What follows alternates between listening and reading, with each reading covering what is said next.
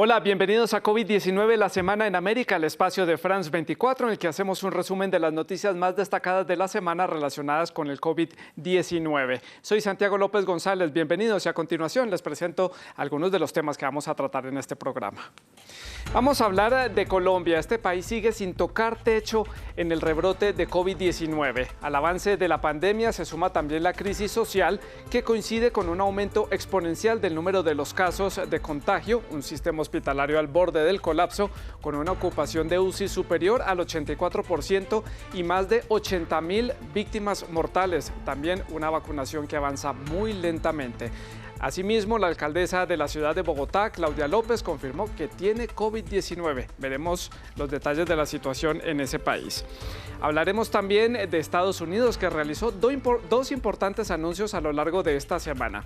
El primero, que las autoridades sanitarias autorizaron la vacunación de adolescentes a nivel nacional, esto con miras a alcanzar ese 70% de la población inmunizada para el mes de julio.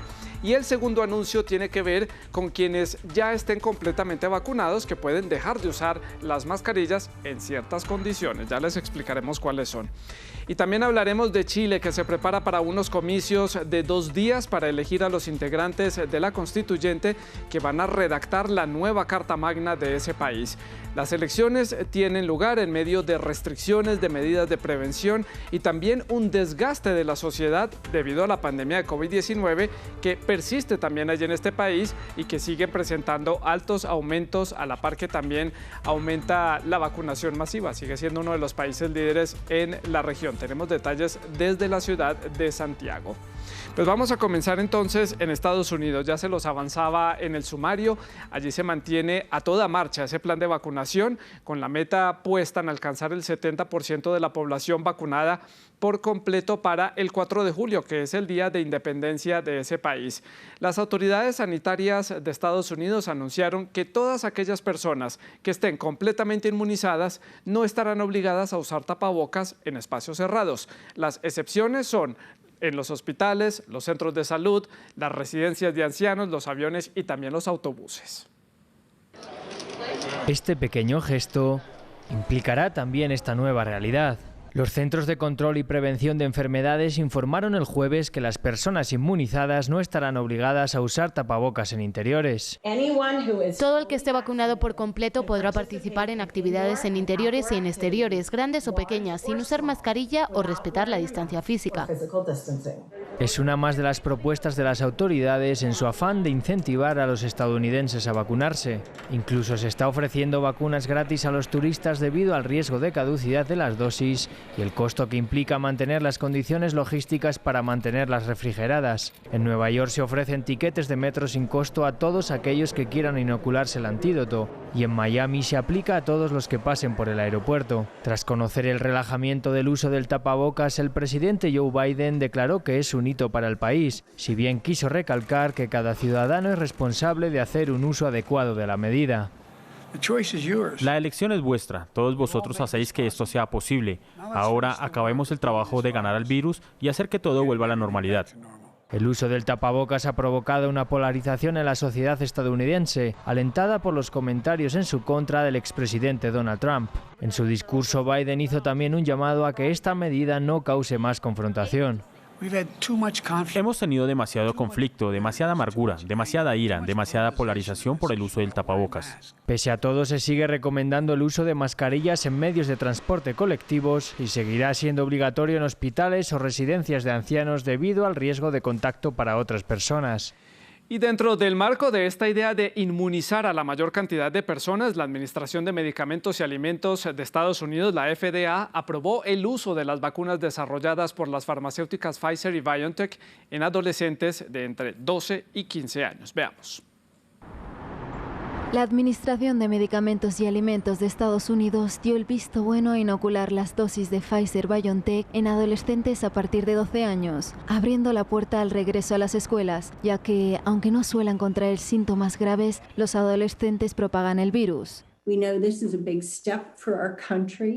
Sabemos que este es un gran paso para nuestro país. Vacunar a una población más joven nos acerca a la vuelta a la normalidad y al fin de la pandemia. Ahora los padres y tutores pueden estar seguros de que al tomar nuestra decisión, la agencia llevó a cabo una revisión rigurosa de todos los datos científicos. Se trata de otra medida para hacer frente a la caída de las vacunaciones diarias y también a los costos logísticos que representa mantener las dosis de las vacunas refrigeradas. Según el New York Times, el índice de vacunación en los estados rurales, los más vulnerables, es más bajo que en el resto del país. Esto se debe al escepticismo entre los ciudadanos que no quieren administrarse la vacuna. Estados como Nueva York, Texas y Florida tomaron otras medidas. En la Gran Manzana se abrirán puntos de vacunación sin cita previa en varias estaciones de metro de la ciudad y en Miami la gente que pase por el aeropuerto podrá inocularse. El ejecutivo de Biden planea invertir millones de dólares que incentiven la vacunación y poder cumplir su promesa de inmunidad de rebaño antes del 4 de julio, Día de la Independencia. Hasta ahora, el 45% de los estadounidenses ha recibido al menos una dosis de la vacuna. Y seguimos hablando de Estados Unidos porque la llegada de turistas que buscan vacunarse está en aumento cada vez más, algo que los gobiernos de las ciudades y también de los estados están aprovechando para no desperdiciar excedentes de dosis de vacunas y también para reactivar la economía a través del consumo por parte de los viajeros. Para algunos latinos es tan fácil como tener una visa y montarse en un avión. Llegan a Estados Unidos para vacunarse, a pesar del estatus de turista. Personas de toda Latinoamérica optan por el llamado turismo de vacunas. Toman ventaja de una de las campañas de vacunación más exitosas y masivas del mundo, mientras sus programas nacionales avanzan a paso lento. Pues la verdad me parece muy bien que tengan la oportunidad de salir al extranjero y que les puedan poner la vacuna, ya que si aquí en México no hay la oportunidad y tardan, y allá hay. Allá la gente, el gobierno de Estados Unidos le dice a la gente que se vacunen y la gente pues no va. Desde Perú, aquellos que pueden permitírselo prefieren no esperar su turno para inmunizarse, algo de lo que han sacado provecho las agencias de viaje. Aprovechamos dos cosas, viaje de turismo y aprovechamos de la vacuna. Ya hace un año que no viajamos y aprovechamos una idea era ir a Florida a ver si te podía vacunar. Mejor vamos a Houston con la seguridad de que nos vamos a vacunar. Conocemos Houston en la segunda dosis. Vamos a Dallas, conocemos Dallas y lo aplicamos la segunda dosis. El 6 de mayo, la ciudad de Nueva York anunció que aplicaría la monodosis de Johnson & Johnson a turistas en lugares emblemáticos de la ciudad. Y en otros estados del país como Florida o Texas, los visitantes también pueden recibir inmunizantes. Estados Unidos ya ha administrado casi 262 millones de dosis, más que duplicando la cantidad de inoculantes en toda América Latina. El ejecutivo de Biden está teniendo problemas para inmunizar a la población antes de verano, como prometió, debido al escepticismo de muchos ciudadanos respecto a las vacunas. Y es que en gran medida estas dosis o estos excedentes de dosis de vacunas contra el COVID-19 que tiene Estados Unidos es porque existe un alto escepticismo en torno a las vacunas y también a la pandemia y a la vacunación por parte de algunos ciudadanos estadounidenses. Es por eso que las autoridades han ideado todo tipo de estrategias para cautivar a los ciudadanos. Los instan a vacunarse de cualquier manera. Por ejemplo, el alcalde de la ciudad de Nueva York, Bill de Blasio, anunció que dará papas fritas y hamburguesas gratis a quienes se inmunicen. También prometió entregar gratis varios descuentos para las entradas a las atracciones como el acuario de la ciudad, el zoológico del Bronx y también entregar tiquetes de metro gratis. Por su parte, el gobernador del estado de Ohio, Mike DeWine, ofreció a quienes se vacunen dinero, mucho dinero y becas para menores de edad a través de loterías y sorteos especiales. También la localidad de Egbert, en Georgia, ofreció una tarjeta de regalo de Walmart por $200, una oferta por tiempo limitado para que la gente se vacunara lo más rápido posible. También algunas empresas están considerando dar días libres a cambio de que sus empleados se vacunen, mientras que algunas empresas también están ofreciendo bonos en efectivo a cambio de que sus empleados muestren el certificado de vacunación en su oficina de empleados. Dejamos este bloque de Estados Unidos, cambiamos de tema. En el marco del desarrollo de sus propias vacunas Abdala y Soberana 2 contra el COVID-19, Cuba comenzó a inocular de manera masiva a los residentes de La Habana, la capital cubana, como parte de esas pruebas y también de los ensayos de estas dos vacunas. De otra parte, Cuba también registró un nuevo récord de casos de COVID-19. Llegó cerca a los 1.277 contagios en solamente un día. La mayoría de estos casos están precisamente en La Habana, que es la capital, y en las provincias de Santiago de Cuba y Matanzas. Cuba comienza la vacunación masiva y lo hace con dos vacunas desarrolladas en la isla, Abdala y Soberana 2, que requieren 3 dosis. Aunque Abdala acaba de terminar su tercera fase de ensayos y Soberana 2 lo hará a mediados de mayo. Es una noticia esperada por muchos cubanos que enfrentan el azote del virus. Es que yo creo que el Cuba entera está esperando la vacuna. Yo creo que sí. Yo creo que sí. Y tengo ellos tienen fe en la vacuna y yo particularmente tengo una confianza inmensa en ella. Yo la añoro, estoy esperándola con los brazos abiertos. Sin embargo, la inoculación empezará sin la aprobación de emergencia del Centro para el Control Estatal de Medicamentos, el organismo regulador cubano, que se espera la otorgue en junio. El gobierno cree que los beneficios son superiores a los riesgos. Desde el Ministerio de Salud se estimó que para agosto un 70% de la población estará inmunizada. Pero nosotros pensamos que ya en el mes de junio tengamos inmunizados 22,6% de la población cubana. En julio el 33,5% y en agosto el 70% de esa población. La vacunación comienza con 500.000 trabajadores sanitarios, excluye a menores de edad y es voluntaria. Cuba es el único país de Latinoamérica que ha desarrollado 5 vacunas propias. No obstante, hace unos meses está viviendo un repunte de casos, con más de 1.000 nuevos positivos por 5º día consecutivo. Los invito para que actualicemos las cifras en cuanto al avance de la vacunación en la región de América Latina. En Sudamérica ya unos 60.36 millones de personas han recibido al menos una dosis de la vacuna contra el COVID-19. Demos un vistazo entonces a algunos países destacados. Comenzamos con México. Allí 14.67 millones de personas ya han recibido una dosis, como lo estaba mencionando. En Argentina ya unos 7.91 millones de personas han recibido también una primera dosis. Colombia llega ya a 4.24 millones de personas. Perú alcanza 1.53 millones de personas. Mientras tanto, Uruguay ya está rozando el 1.21 millones de personas, casi la mitad de la población de ese país. Ecuador superó el millón y lleva 1.07. Hace muy poco superó este millón de personas vacunadas en esta primera semana. Y finalmente, Bolivia ronda ya las 754.525 personas vacunadas con al menos una dosis. Bueno, muy bien, está con nosotros el doctor Carlos Eduardo Pérez para conversar con nosotros sobre diferentes temas relacionados sobre la pandemia de COVID-19. Les recuerdo, él es el asesor científico de France 24, epidemiólogo, y se encuentra en la ciudad de Bogotá. Muy buenas noches, doctor Pérez, como siempre, un gusto saludarlo aquí en COVID-19, la Semana en América, y tengo varios temas para consultarle el día de hoy. Comencemos por esos anuncios hechos en Estados Unidos, la vacunación de los adolescentes. Es uno de los primeros países que da una autorización para inocular a este segmento de la sociedad. ¿Esto es simplemente porque están avanzando muy rápido en la vacunación allí o porque es lo que indica simplemente el procedimiento que toca hacer dentro de los segmentos de la sociedad? Santiago, una cosa es que en Estados Unidos se desarrolló un estudio clínico que contempló más de 2.000 adolescentes entre 12 y 15 años y se realizaron las pruebas. Y las pruebas mostraron incluso una eficiencia mejor que lo que se veía en los adultos, cerca del 97%, y con una seguridad bastante buena. Por eso, y a raíz de que se documentó con este estudio clínico, es que se hace la apertura en esta población. Recordemos que la inmunidad de rebaño se logra en el 70% de la población, pero eso incluye también la población de adolescentes y de niños. Es decir, no solamente es el 70% de los adultos, sino es el 70% de todos los humanos para que logremos la inmunidad de rebaño.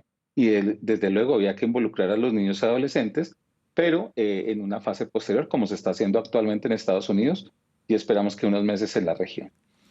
Doctor, y le pregunto ahora por el segundo anuncio hecho a lo largo de esta semana en Estados Unidos. Las personas que ya tienen las 2 dosis de la vacuna contra el COVID-19, que ya están completamente inmunizados, pueden dejar de usar el tapabocas con ciertas condiciones. Por ejemplo, en los autobuses no, ya lo decíamos, en los aviones tampoco, en los hospitales por supuesto tampoco. Pero ustedes desde la comunidad médica, ¿cómo reciben este anuncio? ¿No es muy pronto? Es muy probable que sea pronto porque hay que tener dos cosas en cuenta, que una cosa es inmunizarse y otra cosa es vacunarse. La inmunización se logra después de 2 o 3 semanas de haber recibido las 2 dosis, pero muchas personas al recibir una sola vacuna pueden adquirir el COVID o pueden transmitir el COVID. Es muy importante que estas medidas que se han tomado en Estados Unidos se pueden replicar en un escenario donde tiene una alta cobertura de vacunación, donde están progresando en la vacunación hacia los adolescentes. No es lo que pasa en la región. Y así en la región hayamos completado las 2 dosis, no podemos retirar las medidas de bioseguridad porque somos distintos en muchas características. Es probable que esta decisión esté basada pues, en el poder que tiene la vacuna de inmunidad. Sin embargo, nosotros tenemos que tomarlo con cautela porque no son las circunstancias de la región. Y estamos a la espera de cómo se va a tomar esta decisión y qué comportamiento va a tener en las próximas semanas. Usted, doctor, menciona la región y si hacemos un panorama de América Latina vemos que el tercer pico de contagio en la región no da tregua. Los países siguen con unos sistemas hospitalarios al borde del colapso, tratando de avanzar en la vacunación, pero los contagios siguen y la cantidad de personas enfermas y muertas siguen aumentando. No hay un retroceso en las cifras. Este es un pico que nos va a tomar más tiempo de lo esperado. ¿Qué es lo que le está pasando a la región que no puede mitigar el impacto? Nuestra región tiene varios determinantes. Uno de ellos es la fragilidad del sistema de salud. Definitivamente nosotros ni siquiera en este año de pandemia nos preparamos para estos escenarios. Lo segundo es la circulación de los linajes, que está demostrada que incrementa la contagiosidad, y también en algunos países, como lo que sucede en Colombia, en donde hay unos determinantes sociales que han aumentado la interacción pues, debido a estos disturbios, que también pueden incrementar. Es muy probable que esta tercera ola, y una de las cosas que hemos aprendido en la pandemia es que uno no puede predecir cómo se puede comportar, porque los virus no leen decretos, no ven los noticieros, no leen las estadísticas. Los virus se comportan de acuerdo a la dinámica humana y realmente es nuestro comportamiento el que va a definir cuánto tiempo duramos en esta pandemia. Definitivamente la única forma es la vacunación y nosotros tenemos que mantener una vacunación masiva para evitar no solamente que pase esta tercera ola, sino que no llegue una cuarta. Doctor, y le pregunto por el caso de Colombia, país en el que usted se encuentra. 2 semanas de manifestaciones ciudadanas que son puntos de contagio, pese a que son al aire libre, pues las personas están allí sin tapabocas y sin respetar el distanciamiento físico. ¿Está Colombia ante también un tercer pico mucho más largo de lo esperado? Porque tiene otros ingredientes importantes, una vacunación muy lenta, estas manifestaciones y también un sistema de salud que ya está con una ocupación por encima del 84%, por lo menos hablando en términos de las UCIs. Sí, en Colombia suceden estas circunstancias.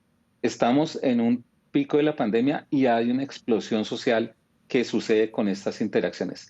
Es probable que las manifestaciones al aire libre no tengan mayor repercusión, pero las personas tienen que hidratarse, comer, reunirse, y ahí es donde vienen las zonas de contagio o cuando las personas se desplazan a sus hogares y contagian a otros. Es probable que se prolongue este pico un poco más, 2 o 3 semanas, de acuerdo a este comportamiento, y definitivamente la gran crisis es que el sistema hospitalario está en un límite entre lo cerca del 90% que en cualquier momento se debe desbordar.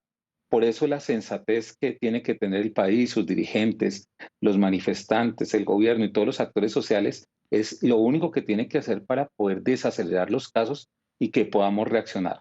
Colombia lo había hecho bien durante toda esta pandemia, pero ahora estamos viendo que si no lo hacemos bien, pues vamos a colapsar y ojalá eso no sea así. Es un caso particular que ya vamos a tratar también en este programa. Doctor Pérez, muchas gracias por estar con nosotros, gracias por resolver estas dudas y por aclararnos el panorama en la región, bueno, no solamente en la región, sino en el continente americano. Muchas gracias. Pues ya lo decíamos, Colombia sigue sin tocar el techo de este rebrote de COVID-19. Le hemos venido haciendo el seguimiento a la situación de este país porque no tiende a mejorar. El avance de la pandemia se suma entonces también las condiciones de la crisis social que coinciden con un aumento exponencial de los casos, un sistema hospitalario al borde del colapso, como lo decíamos, que ya es superior al 84% de la ocupación de las UCIs a nivel nacional. El número de víctimas por COVID-19 superó la cifra de las 80.000 personas y cada vez son más los pacientes jóvenes que se contagian y que deben recibir asistencia en los cuidados intensivos. También es destacado a lo largo de esta semana en Colombia el anuncio por parte de la alcaldesa de Bogotá, Claudia López, que confirmó que fue diagnosticada con COVID-19. El anuncio lo hizo a través de las redes sociales. Veamos. Después de muchos cuidados, de más de un año, finalmente me ha dado COVID. Los médicos me han informado que tengo una prueba PCR positiva y aunque todos mis signos vitales están afortunadamente bien, solo tengo un poquito de malestar y mucho cansancio. Vamos a profundizar, analizar en el caso de Colombia con Santiago Aristía desde la redacción de France 24, precisamente allí en Bogotá, la capital colombiana. Hola Santiago, gracias por estar con nosotros nuevamente en COVID-19 la semana en América. Y ya veíamos el caso de Claudia López, la alcaldesa de Bogotá, que se suma a esta lista de mandatarios regionales que se contagian con COVID-19. ¿Cómo está la situación entonces en la capital y la situación de salud de la alcaldesa? Santiago, resulta realmente paradójico que el anuncio de la mandataria tiene lugar solo 2 días después de que López, con desespero, indicara que ya no sabía qué más decir, advertir, rogar o incluso suplicar. Esto según sus propias palabras, por la grave situación sanitaria en la capital colombiana. La alcaldesa ha indicado que tiene síntomas leves, Santiago, y permanecerá en reposo, por supuesto, por recomendación de sus médicos. Cabe destacar además que no se trata del único funcionario público del gobierno de la ciudad diagnosticado con COVID-19. Recordemos que hace unos cuantos días Luis Ernesto Gómez, el secretario de Gobierno de Bogotá, mano derecha de la alcaldesa, también fue diagnosticado con el virus. Aclaramos que es asintomático y que está siendo atendido en un hospital local por presentar algunas dificultades respiratorias. Santiago, ante la baja médica de estos dos tan importantes cargos en la administración de Bogotá, será entonces el secretario de Salud. Estamos hablando de Alejandro Gómez, quien ejerza entonces como alcalde encargado y quien seguirá haciendo frente a la emergencia sanitaria y también, por supuesto, a las manifestaciones ciudadanas, los bloqueos y al paro nacional que tiene al país a media marcha. Santiago. Santiago, ya lo decíamos con el doctor Pérez que el caso colombiano es particular porque cuando comenzó la crisis social en este país, ya Colombia venía haciendo frente con muchas dificultades al pico de contagio en las diferentes regiones y persisten las dos situaciones, persiste el paro, persisten las manifestaciones, las aglomeraciones de las personas y la saturación de las UCIs y también el aumento de los casos. Esto pues por supuesto no puede traer más que consecuencias negativas para el país. Bueno, el país ya estaba en un nivel muy crítico en términos sanitarios por la ola de contagios que no logra disminuir y que ya el pasado mes de abril dejó 10.000 muertos, pero ahora la crisis social ha complicado todavía muchísimo más la situación frente a la pandemia. Por supuesto, los efectos de las concentraciones, las aglomeraciones sin respeto al distanciamiento físico y también la ausencia de mascarillas en algunos casos comienzan a verse. Llama la atención, Santiago, que se está presentando además un incremento en lo que es el número de jóvenes contagiados principalmente en Bogotá, la capital del país. Recordemos que buena parte de los manifestantes son precisamente estudiantes jóvenes y eso sería un primer motivo. El segundo, Santiago, sería la migración natural que el virus ha dado, que ya hay un cierto nivel de vacunación, ¿no?, de personas mayores. Estos se infectan menos, se enferman de menor gravedad. Por ahora son más los jóvenes, entonces los más contagiados en estados graves o en cuidados intensivos debido, entre otras cosas, también a la irresponsabilidad, ¿no?, de los jóvenes y porque muchísimos adolescentes creen que no se contagian. Santiago, creo que es oportuno para dimensionar el panorama de la situación en Colombia que hagamos un repaso de las cifras en cuanto a ocupación de UCIs, contagiados, personas fallecidas, para entender entonces la gravedad de la situación que se está viviendo allí. Bueno, Colombia es el 12º país más afectado por la pandemia, con más de 3.067.000 casos. Santiago, el país ya superó los 80.000 fallecidos, con picos de muertes de hasta 500 personas por día. El país también presenta a nivel nacional una ocupación de las salas de cuidados intensivos que está llegando al 84%. En Bogotá, recordemos, ha habido picos de hasta el 94%, una cifra que se mantiene para el cierre de la semana. Los infectólogos que son consultados por los medios de comunicación locales y también por las propias autoridades del país indicaron que esta ola podría no tener límites, Santiago, porque después de poco más de un año de pandemia, volver a una cuarentena estricta es prácticamente imposible ya, y también porque Colombia debería de estar aplicando un promedio de 300.000 dosis de vacunas diarias, esto en proporción con el nivel de su población, para comenzar a ver un descenso en la curva de los contagios, y difícilmente el país inocula 200.000 dosis al día y el plan de vacunación está siendo extremadamente lento. Al día de hoy solo han sido administradas poco más de 7.044.000 dosis. Santiago, así las cosas, habiendo aglomeraciones, apertura social, también recordemos poco autocuidado, hay que decir, y una vacunación bastante lenta, están los ingredientes para que el pico de contagios no se reduzca en el corto plazo. Seguimos entonces, Santiago, con la mirada puesta en Colombia. La situación allí no termina, no finaliza. Muchas gracias por este reporte desde la redacción de France 24. Y ahora veamos cuáles son las cifras en cuanto al avance de la pandemia, pero a nivel global. A ver cómo cerramos esta semana. En el mundo ya hay 161.355.499 casos de contagio de COVID-19, cifra que por supuesto aumenta minuto a minuto. Unas 3.348.241 personas han perdido la vida en el mundo entero debido a la pandemia, mientras que 1.478.965 dosis de vacunas contra el coronavirus han sido administradas alrededor del mundo. Los países más afectados en su orden siguen siendo Estados Unidos, India, Brasil, Francia y Turquía. Los ciudadanos de Chile están convocados a una jornada electoral de 2 días para elegir a los integrantes de la constituyente, quienes van a redactar esa nueva Carta Magna del país. Nuevamente Chile va entonces a las urnas en medio de la pandemia de COVID-19. Vamos a conocer entonces detalles cómo se están preparando para esta jornada electoral y para también conocer qué dejaron los comicios anteriores que van a ser mejorados para garantizar la seguridad de los ciudadanos. Allí está Patricia Luna desde Santiago. Patricia, ¿cuál es el panorama general entonces de Chile, hablando de contagios, vacunados, personas fallecidas, para hacer la foto completa del panorama del país? Hola Santiago, buenas tardes. La situación es diferente a la que se planteaba en Chile poco antes de las elecciones pasadas del 11 de abril, que debieron de ser pospuestas a esta ocasión. En ese momento Chile atravesaba la punta más álgida de la segunda ola de contagios de coronavirus. Sin embargo, según los datos ofrecidos por el Ministerio de Salud el viernes, son 15 las regiones de las 16 que existen en el país que han presentado un descenso de los casos en los últimos 14 días. Las regiones que tienen una mayor incidencia de casos por cada 100.000 habitantes son en este momento Magallanes, en el sur del país, el Maule y los Lagos también en el sur y Arica en el norte. Se registra una positividad del 9% a nivel país y del 11% en la región metropolitana donde nos encontramos. También se ha incrementado el número de personas vacunadas. Son casi 9 millones de personas, 8.800.000, las que han recibido una primera dosis, aproximadamente un 47% de la población chilena total, y más de 7.300.000 personas las que ya han recibido 2 dosis y completado su vacunación. Esto es un 39% de la población chilena en total, y también han sido vacunados con 2 dosis las personas que participarán en el proceso electoral, los vocales de mesa.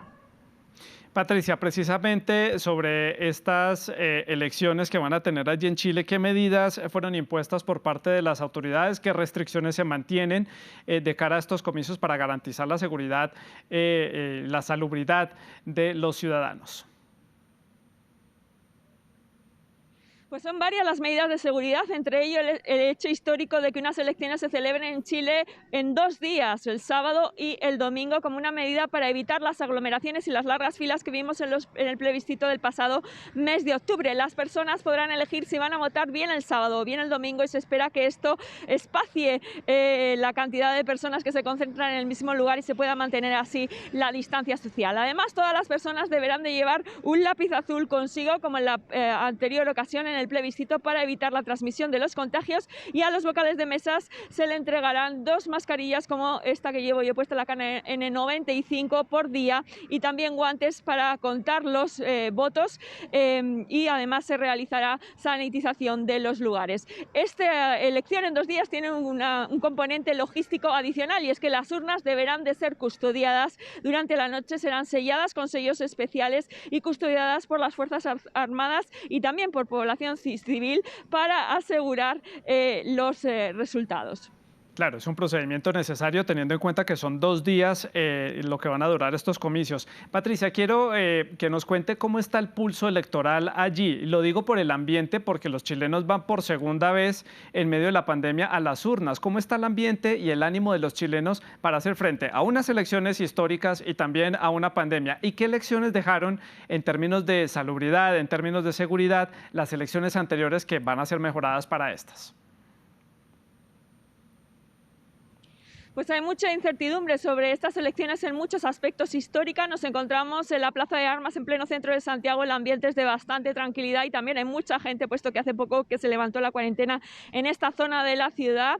La gran incertidumbre es cuántas personas van a acudir a votar. Se espera que quizá descienda un poco la cantidad de población joven que participó en el plebiscito del pasado mes de octubre, que fue mucho mayor que la de elecciones anteriores, pero al mismo tiempo también se espera que la población adulta mayor que no acudió a votar en las elecciones pasadas por miedo a contagiarse del coronavirus lo haga en esta ocasión, puesto que ya se encuentran vacunados. Así que se espera poder alcanzar el 51% de participación que se alcanzó en el plebiscito y que en ese momento supuso un récord de participación en la historia chilena en cuanto a población absoluta. Se espera poder al menos alcanzar esa cifra.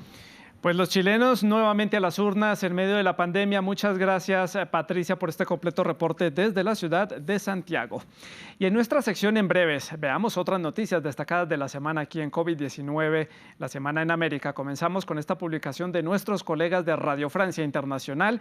Viajeros de Colombia, Costa Rica y Uruguay deberán respetar una cuarentena obligatoria al entrar a Francia. La medida fue impuesta debido a la situación sanitaria que tienen esos países y por este motivo el gobierno francés impuso entonces 10 días de cuarentena obligatoria. Estos países se unen ya a un listado anterior de otras 12 naciones, entre las que están Brasil, Argentina, India y Sudáfrica, cuyos viajeros ya estaban sometidos a varias restricciones. En France24.com tenemos esto publicado. Honduras anuncia ayuda de El Salvador para comprar vacunas de China. El Ministerio de Salud de Honduras indicó que El Salvador ayudará a romper el bloqueo geopolítico para poder comprar vacunas a China continental, dado que Honduras no tiene relación diplomática con Beijing, pero sí tiene relación con Taiwán. Las autoridades hondureñas agradecieron a Israel también por la donación de 6.000 dosis de vacunas de la farmacéutica Moderna y a Rusia, que también enviará 40.000 dosis de la vacuna Sputnik V.